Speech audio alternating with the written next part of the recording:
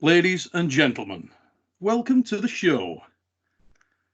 It's been a miserable weekend in many ways due to the fact that pretty much the entirety of the globe is not able to go out anywhere.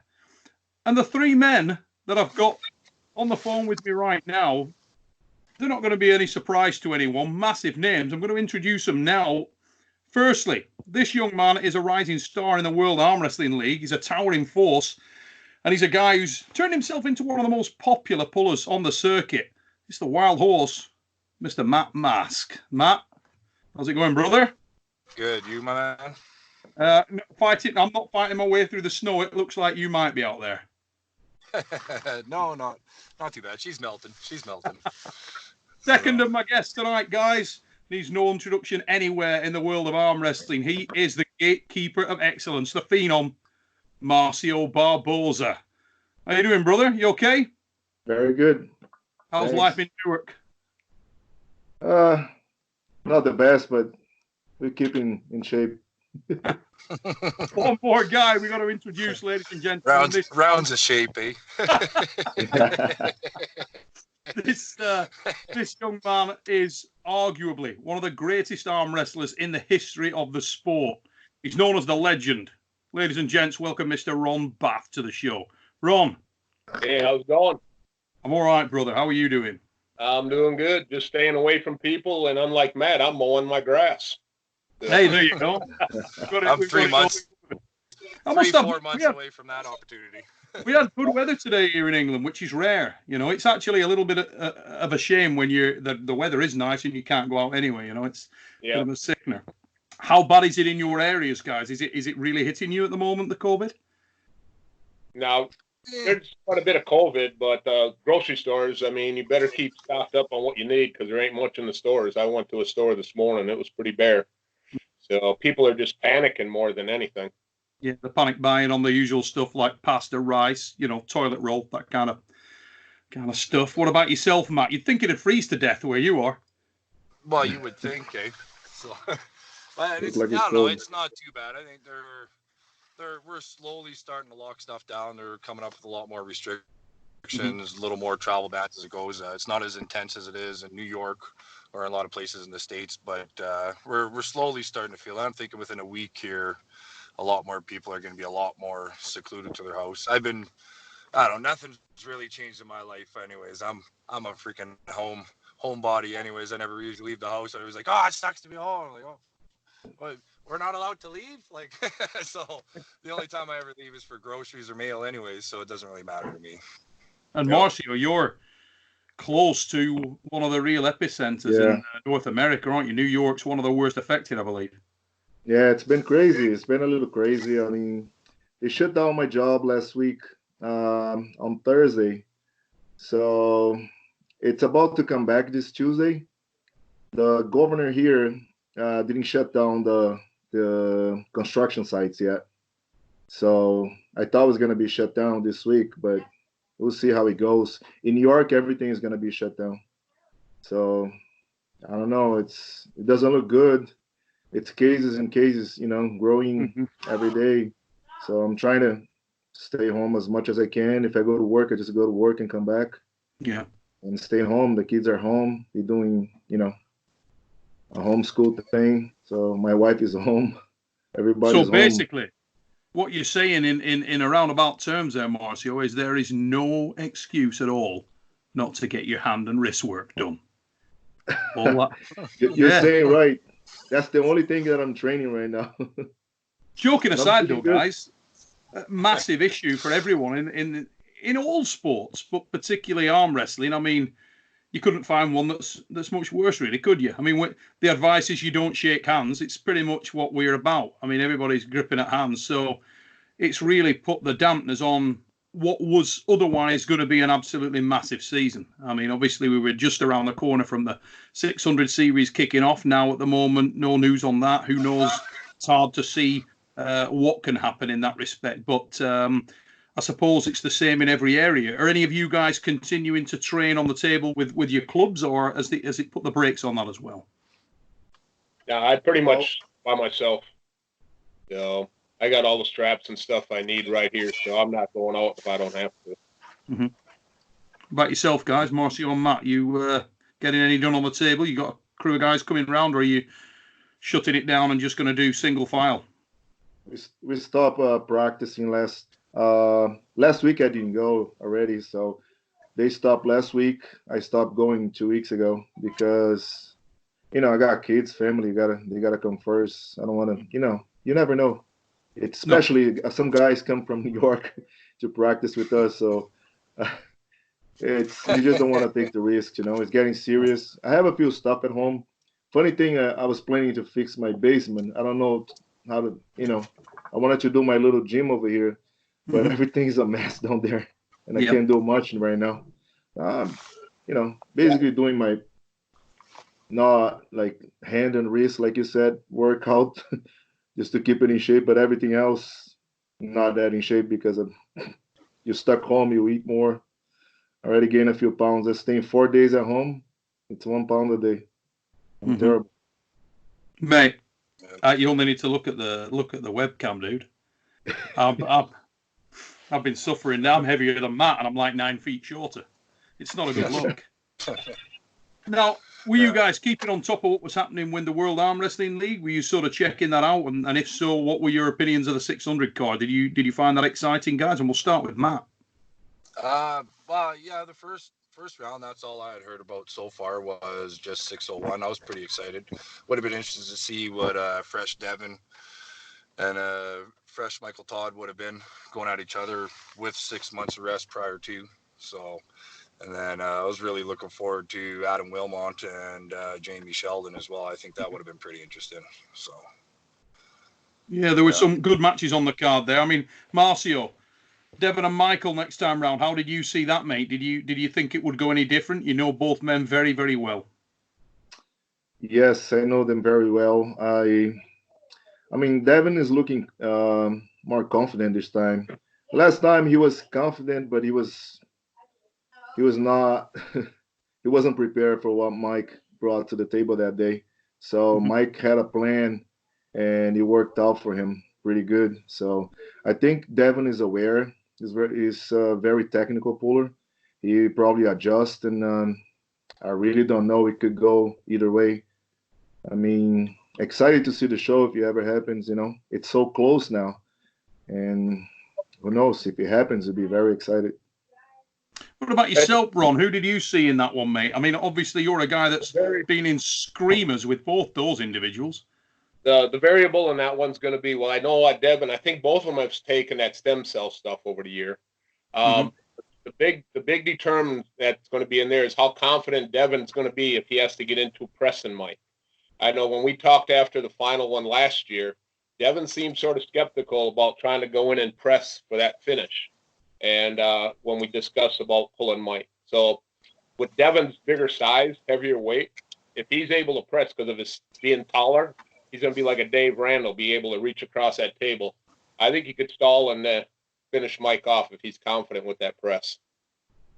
It's funny, isn't it? We've seen very, very few people who've been able to finish Mike. He really does have an incredibly difficult spot, about 1.5 inches, 2 inches above the pad, where it's almost, even with Jerry, who's been his poison, let's be honest. I mean, I know there's discussion there around the straps, and we can get into that a little bit, but very, very difficult man to finish, and it seems like he's perfecting that art. I mean, we watch him against Dave Chafee. On anybody's scorecard, that was an impressive performance. Dave's rock strong, and he handled him with ease. How much of that do you think was mental, and how much do you think was physical, guys? I think majority of it was technical. So I think like Dave is by far probably one of the strongest arm wrestler on the planet right now, probably maybe besides Levon. But as for technique wise, I'd say no, he's about 95% strength, 5 to 10% max technique. And had he had more technique, I think he would have been able to execute what he was trying to do. But every single time he went to come up to readjust, he gave it back to Mike. When he should have been taking that advantage on his readjustment, coming up and getting a little more of the hand, he went back to Mike's side of the table and allowed Mike to get his hand back. So had he been able to get out a little more on his hand, I think definitely Dave would have had the power to finish, but he didn't have the technique to be able to get himself to the position he needed to. And yeah, it's funny, isn't it? Because as Ron said there, even the more technical pullers, even when Devon last faced Mike, he couldn't hang on to his hand either. I mean, you're talking about a guy who's got a leverage advantage, very similar arm length to yourself, Matt. Bigger hand, all the technical prowess you could possibly wish to have. I mean, many people believe he's the most technical heavyweight in the world right now, arguably at least. And yet, Michael exposed his hand early. Mike's also adjusted his game a lot since the last time Devon has pulled him from the last time. So I think Devon was going in a little more confident, thinking he was just going to do his little thing to him, and realized that Mike has made different adjustments to how he holds as opposed to being more flat-wristed. He's coming in more with pronation, protecting his hand and his wrist from being vulnerable, right? So I think with the homework now, I think also now Devon has a bit of fear into him over Michael Todd because he did suffer a loss, that I think he'll be coming into a completely different person, right? So it's funny, isn't it? When we watched Devon with you, mate, I think he was sort of just starting to venture into that whole King's move area. That was sort of the first time, I think, was probably with you, where we saw Devon really going for that move and trying to pronate hard and hang back on it, because you were giving him major problems off the starts. Now he looks like he's got it really dialed in. What's your opinions of that in terms of how it affects him as an arm wrestler? I mean, obviously, this is a guy that we've seen in the past. He's very much he's got a lot of ability in all areas. Doesn't mind hooking, doesn't mind top rolling. All of a sudden, it seems like the go-to is the Kings. Marcio, massive change on what we've seen Devon do when he's pulled you in the finals of the World Arm Wrestling League. Yeah, it's a much different guy, you know what I mean?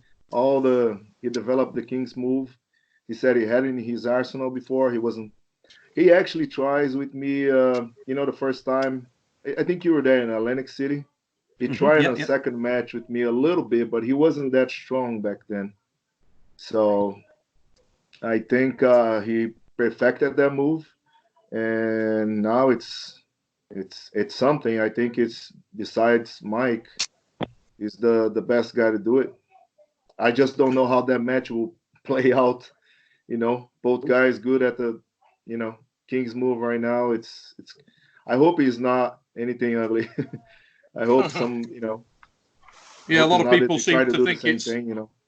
A lot of people think it's going to go that way, don't they? It's interesting, really, guys, because Devon has spoken a lot recently about how he's learned from experiences and evolved from those experiences. He evolved after the Mike defeat. He evolved after losing Lefty to Denis Siflenkov. Is that how you see it, Ron? Do you think that is an evolution, or do you think he's taking steps back in terms of losing some of his roundedness as an arm wrestler? I think when you start depending totally on the King's move, you start losing a lot of your confidence in some of your other moves. But Devon's probably the smartest one when it comes to watching and analyzing and looking where he made a mistake previous and try to get stronger from it. So if they both end up in the King's move, it's going to depend who can get the hand position. And Mike got that hand, as Matt was saying. Mike's always moving those fingers up in that strap. Mike's always working it. So if they end up in the King's move, who's going to get there first? And is Devon, like I said, got his press down? Because to finish the King's move, you got to come up and press. Even Mike does. Mm-hmm. So Devon's going to have to be big enough. What's Devon weighing? What was Devon planning to come in at? Was he going to come in at about 270? Or that's going to be interesting, isn't it? Because we've seen him come in big and really strong when he was pulling Dave. But I wonder whether that was just, I mean, when we had Devon on a couple of weeks ago, he was talking about designing himself for each match and coming in ready for each match. And I know that last time we saw him pull with Mike, he was blowing. I mean, he was gassed. It was a much longer, more difficult match, and he was on the receiving end of it a lot. But I know the night before, when I was speaking to Michael Todd at the hotel, he predicted exactly what was going to happen, and he broke the match down into stages. And one of the biggest things that he pulled out of his bag there was that he didn't believe that Devon had anywhere near the endurance that people believed he had when he was working at the red line. I suppose that can be true of anyone and everyone, but he certainly exposed that. And I wonder whether that's kept Devon awake at nights, you know, because he's always been that guy that he could go that extra yard, he could go that extra mile. Not that night, not at all. Yeah, but if you've seen Michael's workouts, I think Mike has the best endurance of anybody, especially when he's playing in that King's move. He's got that lock perfected, and he has great endurance, and he will burn people out. So that's why I say Devon, that goes into the King's move, he's going to have to try to transition and come up and press early, but he's going to have to get Mike's hand turned too at the same time. So Devon's going to have some work to do to beat Mike, but he's going to have to be bigger, and he's going to have to work the hand a lot more. Controversial point, guys. Quicker. Sorry, Matt. Say again, mate. And he's going to have to finish it quicker. Yeah. Oh, Christ, yeah. You can't be hanging out there for that's.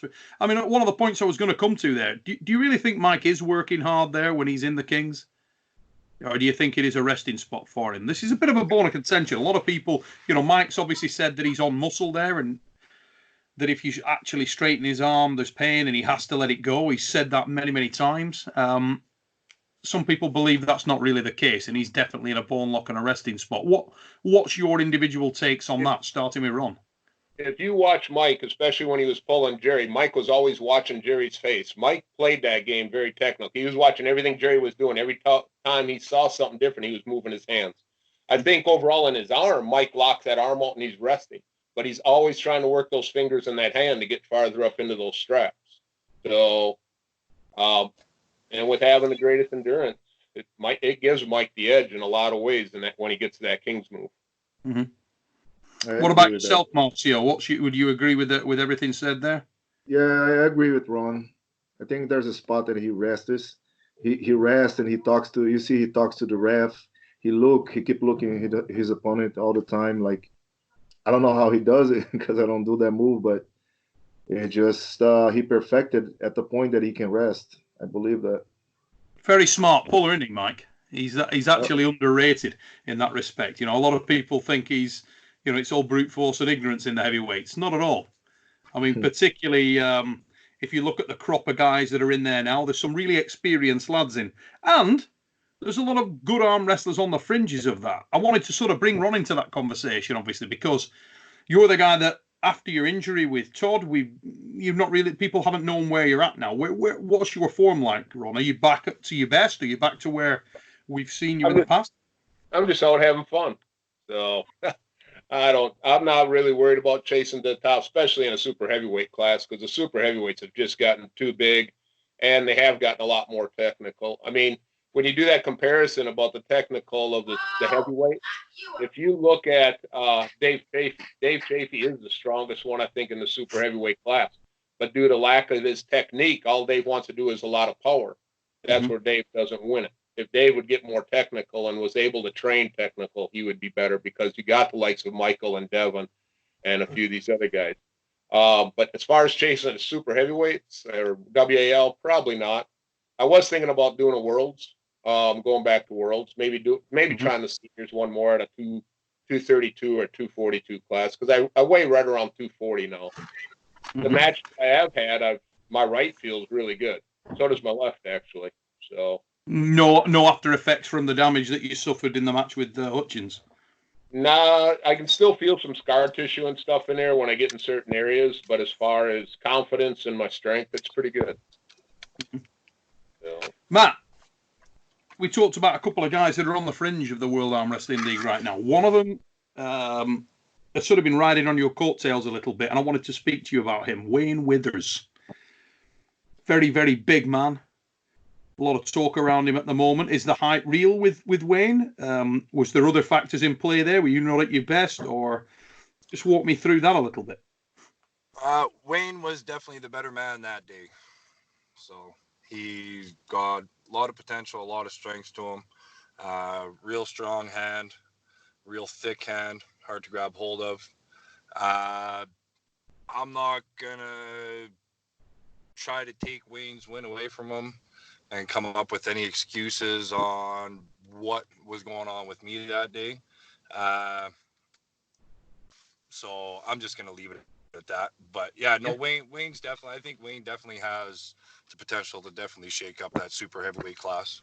So, is it a match that you'd like back Matt? Would you are you want to every stay away from every loss I've had, I want back, obviously. So I've learned from you every want to pull me a loss. lot then, don't you? I always want to pull you, Ron. Even when I do beat you, I still want to beat you again after, just because it feels good to get another win on you. That's right. You'll get a win on me before Michael Todd does. Mike's got a worse record with me than you do. 2 more years from now, when you're 70, it'll still feel good to get a win whoa, on you. Whoa. Head down. 2 more years. And while we're on the subject of sort of losses that people have taken and trying to get back at, Marcio, what about another crack at Matt? That was quite an entertainer last time you guys threw down. Yeah, I prepare myself. I'm not taking anything away from Matt. Matt is a beast. I prepare myself. My arm strength I was very, very strong when I pulled Matt that day. But I didn't pay much attention on the hand and wrist.